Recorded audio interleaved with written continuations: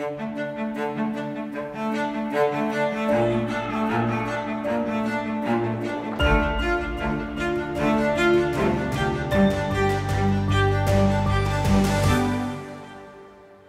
think humans are capable of creating the good future.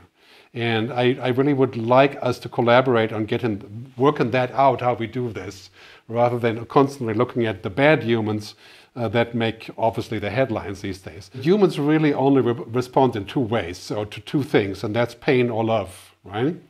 We do something when there's pain, and we do something when we fall in love with, people, things, ideas, right? And we need this motivating force. And I think the fact that things are going pretty badly right now in so many ways makes us blind sometimes to the things that are not going badly, but it's also a motivator. Like the whole COVID crisis was a giant motivator that said, pay attention, collaborate, think ahead, right? Plan for the worst, be prepared, right? All those are key messages.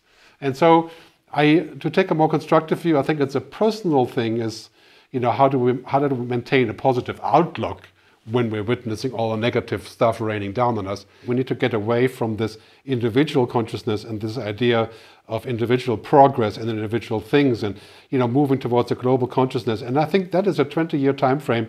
This is already starting to percolate. Yeah, it's interesting to see when you talk to millennium people, Gen Y kids between, say, 20 and 35. Many of them don't think of themselves as being citizen of one country, for example, right? They already think like a world citizen, right? And that's part, of course, because of the internet and connectivity and so on. But I think it's dramatically changing. In this moment in time, in the next 10 years, we're either going to find a way there, or our consciousness will not be enough to actually solve the issue. And this is why that is the emergency action that we need to undertake right now that goes beyond all economic worries. And also, of course, creating a new economic logic that goes beyond this single focus on profit and growth. There are system solutions and then there's personal solutions. They're not really exclusive. They can happen at the same time.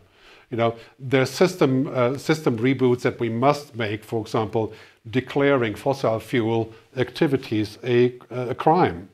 Right? I mean, that would be the most logical solution, a system solution for saying, if you invest in fossil fuel, you invest in a criminal activity.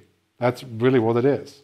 It sounds extreme, of course, but it's time for extreme measures. The role of government, and maybe not institutional governance, but government in general, is exploding in importance because every problem we're having is a larger problem. It's not like a problem of climate change in Switzerland. It's a global problem. It's an energy problem, security, safety, cybersecurity, and all these things. They're global issues. So we may be deglobalizing as far as supply chain goes, getting things from more local sources.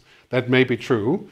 But in general, our biggest issues are global issues. And so really what it takes now is the realization that energy, water, food, security, disease, spacefaring and so on, those are all issues that we're forced to collaborate on. So I see the role of government increasing, and I also see a lot of people asking for different kinds of leaders in government. I'm convinced, and that's already quite true, we're going to see more women. We're going to see more young people. We're going to see entire changes in regimes. A lot of the populists and autocrats are waning because they haven't done a good job with anything. And democracy will come back as part of the rejuvenation of media and the sort of renaissance of humans, I believe.